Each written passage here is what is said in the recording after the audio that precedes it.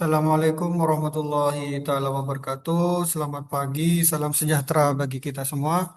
Alhamdulillah, pertemuan keempat kita akan membahas masalah aliran sosiologi hukum.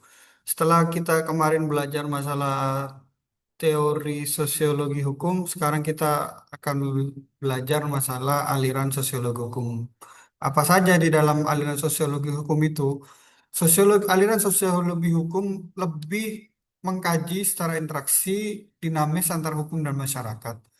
Pentingnya memahami hukum tidak hanya sebagai teks, sebagai praktek sosial. Ini poin aliran-aliran yang sebenarnya kita bahas terlebih dahulu. Lalu ada apa? Sebelum kita masuk kepada aliran itu, maka kita akan belajar akar historis dan perkembangan awalnya ya. Pertama yaitu reaksi terhadap positivisme hukum.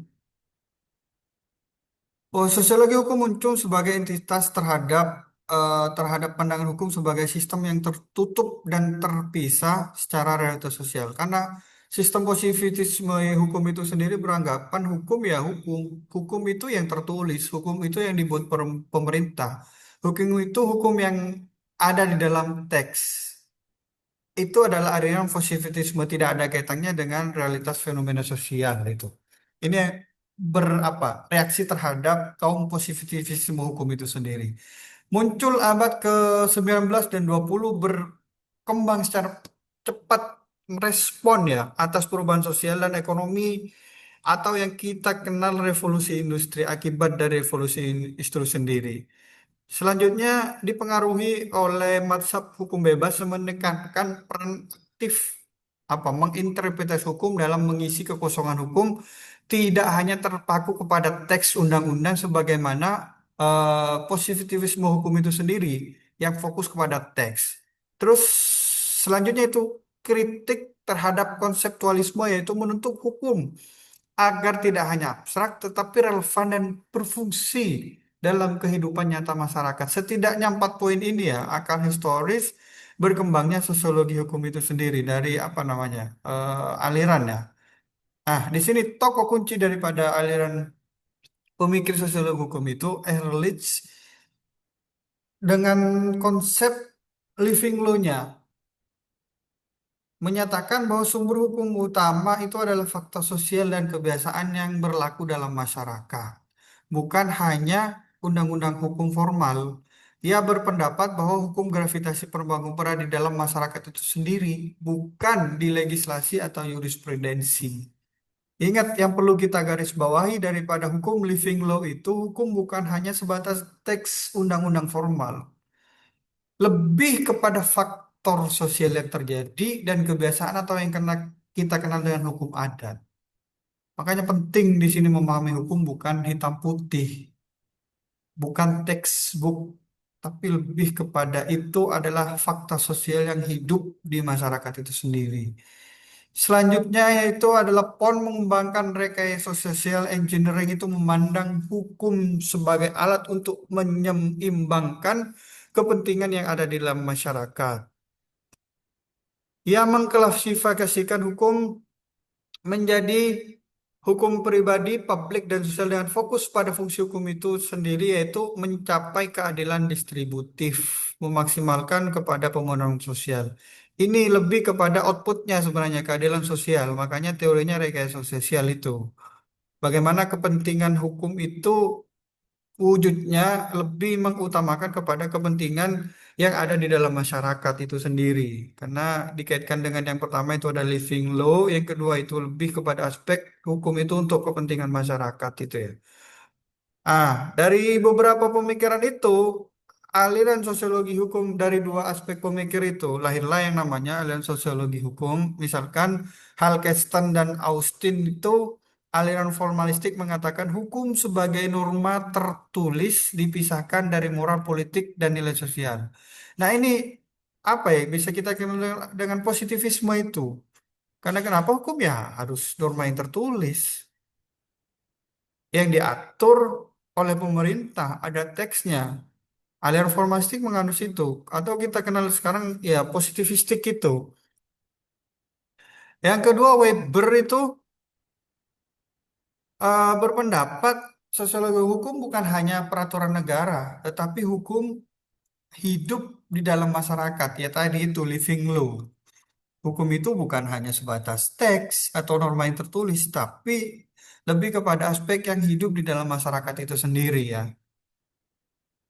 Nah, aliran realisme hukum itu berpendapat bahwa yang dilakukan hakim bukan hanya sebatas teks undang-undang dan lebih daripada hukum, perilaku aparat dan faktor sosial. Realisme itu bukan hanya membahas soal teks atau non-teks, tapi bagaimana praktik hukum dan perilaku aparatnya juga harus perlu kita analisa karena itu berdampak kepada putusannya itu. Putusan itu adil kan kita bisa melihat dari apa namanya perilaku aparatnya dalam praktik hukum itu sendiri. Makanya hukum itu bisa kita nilai adil atau tidak ya kita lihat dari praktik hukum dan perilaku aparatnya itu dan faktor sosial yang mempengaruhinya. Yang selanjutnya itu adalah fungsional struktural. Berpendapat hukum sebagian dari sistem sosial yang menjaga keseimbangan dan interaksi sosial. Nah, itu hukum adalah keseimbangan untuk interaksi sosial itu, menjaga penyeimbangan yang terjadi di masyarakat kita itu.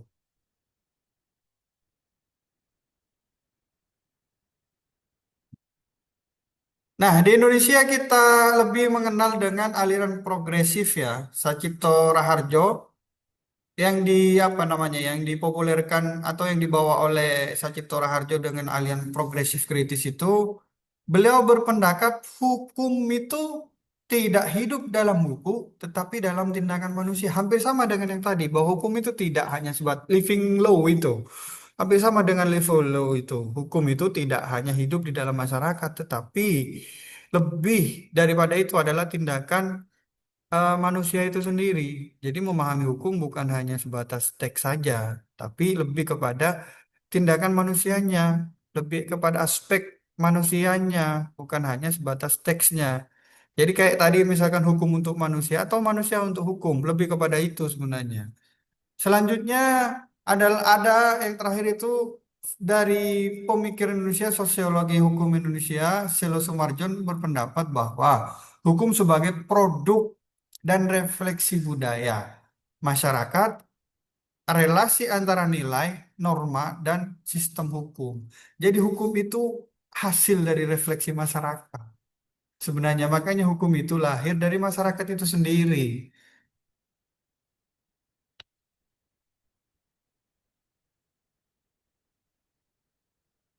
Konsep utama sosiologi hukum yang pertama adalah hukum sebagai fakta sosial. Yang kedua, efektivitas hukum. Itu pentingnya dalam apa nama? Hukum itu efektif atau tidak di masyarakat, diterima atau tidak, dipatuhi atau tidak. Hukum itu ya bukan hanya sebatas aturan peraturan saja, tapi bagaimana hukum itu hadir di masyarakat, dapat diterima, dipatuhi atau tidak. Bukan hanya sebatas formalitas saja, tapi lebih daripada itu. Yang selanjutnya itu adalah pluralisme hukum. Pengakuan bahwa sistem hukum itu bukan hanya teks, bukan hanya hukum yang ada di peraturan, tapi ada yang namanya hukum adat, agama itu saling berdampingan dan saling mempengaruhi dalam suatu masyarakat keseluruhannya. Artinya tidak bisa dipisahkan itu. Dan yang paling penting di sini adalah hukum dalam aksi dan hukum dalam buku itu pentingnya studi empiris terhadap praktik hukum yang sebenarnya masyarakat dibandingkan hanya struktur apa yang dibandingkan hanya studi doktrinal dalam teks undang-undang. Makanya penting di sini memahami hukum jangan hanya teks undang-undang, lebih kepada praktik hukum yang terjadi di masyarakat. Itu yang paling penting itu. Relevansinya apa dalam kontemporer ini? Yang pertama, reformasi hukum. Jelas ya, dalam membantu merumuskan undang-undang yang responsif terhadap kebutuhan masyarakat dan dinamika masyarakat yang berkembang. Kalau sekarang ya mungkin perlu direvisi lah yang namanya Undang-Undang ITE karena banyak hal yang baru dalam perkembangan teknologi. Yang selanjutnya itu adalah penegakan hukum. Penegakan hukum itu perlu kita lihat faktor sosialnya ya, bukan hanya sebatas teksnya saja. Memberlakukan dalam menegakkan hukum bukan bicara pasal demi pasal, tapi lihat dulu aspek sosial Sosialnya juga penting dilihat dalam memberikan putusan yang adil bagi masyarakat. Pendidikan hukum mendorong kurikulum hukum bukan hanya aspek teoritik sebenarnya. Bagaimana hukum itu berbasis masalah yang ada di masyarakat, itu yang paling penting. Jadi Fakultas Hukum itu harus lebih pendidikan hukum terutama ya. Yang ada pendidikan hukumnya bukan hanya kita bicara secara kontekstual, tapi lebih daripada itu. Apa? Berbasis masalah yang nyata yang ada di masyarakat. Yang terakhir yaitu adalah kebijakan publik.